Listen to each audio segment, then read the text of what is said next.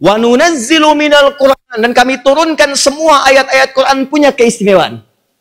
Dan di antara keistimewaan itu, ma huwa syifaun, ada yang bisa menjadi syifa. Ya, masih ingat keterangan kita di pertemuan dulu?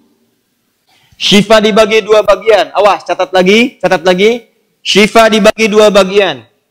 Satu, syifa adalah obat bagi penyakit fisik yang sudah disebutkan oleh kalangan dokter dan para pakar, tidak ditemukan obatnya lagi. Di mereka sudah mengatakan ini nggak ada obatnya, ini tidak mungkin. Maka kalau semua manusia mengatakan tidak mungkin, itu tanda langsung dari Allah, tinggalkan pendapat manusia, karena Anda sedang dirangkul oleh Allah untuk disembuhkan langsung dari Allah, tidak melalui perantara manapun. Paham ya? Saya ulang, kalau Anda menemukan klaim, misal ada saudara dirawat di rumah sakit, dokter mengatakan ini sudah nggak ada obatnya, ini mustahil, ini nggak bisa, maka itu langsung sinyal dari Allah diberikan, tinggalkan pendapat manusia, langsung beralih kepada Allah Subhanahu wa Ta'ala.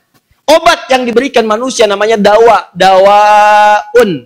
Penyakitnya disebut daun, likulli da'in dawa. Setiap ada penyakit itu pasti ada obatnya. Kalau manusia sudah nggak sanggup, itu tandanya Anda diminta beralih dari dawaun, dawa kepada syifa ke sini. Maka keluarkanlah ayat-ayat syifa dalam Al-Quran. Contoh, seperti kepala suku di zaman Nabi yang tersengat oleh kalajengking. Kalajengking Arab, Anda bayangkan.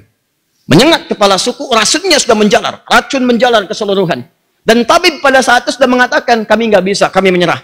Maka saat menyerah itulah kemudian bagian dari anggota masyarakatnya menemui sekalangan sahabat dan disampaikan pada mereka kisahnya. Kata sementara sahabat mengangkat tangannya, insya Allah, dengan izin Allah Subhanahu wa Ta'ala. Dia tidak mengatakan bisa sembuh. Karena itu adab bagi seorang dokter muslim mesti beda. Dokter muslim itu ketika akan menyembuhkan dengan izin Allah seseorang, jangan katakan pasti sembuh, bisa sembuh, tidak. Katakan sebagai adab, insya Allah disembuhkan oleh Allah Subhanahu wa Ta'ala.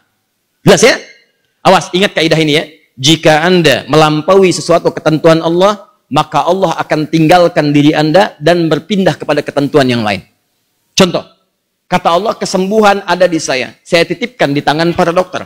Lalu dokter mengatakan, tenang aja Pak, ini pasti sembuh nih. Mengatakan pasti dan tidak dikembalikan kepada Allah. Maka Allah akan membuat sulit penyakit itu dan susah bagi Anda untuk menyembuhkannya. Maka kembalikan kepada pemilik kesembuhan itu, katakan, insya Allah, jika Allah berkehendak, Bapak bisa sembuh. Maka Allah akan mudahkan semua proses dari pengobatan itu dan menuntun Anda pada jalan kesembuhan terbaik. Paham ya? Baik, teruskan. Lihat sini. Maka apa yang terjadi? Obat itu racikan manusia sudah tidak mempan.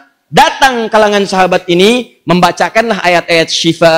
Apa yang dibacakan? Pada saat itu dibacakan Al-Fatihah. Sekali baca. Dibacakan sekali baca, tanpa diulang-ulang, tanpa perantara apapun. Begitu dibacakan, sembuh seketika. Ini yang disebut dengan kalimat syifa. Tapi ingat, ujung ayatnya mengatakan, tidak semua orang beriman bisa melakukan ini. Tidak semua muslim bisa melakukan ini. Ada kuncinya. Kunci ini Anda dapatkan, Anda bisa melakukannya.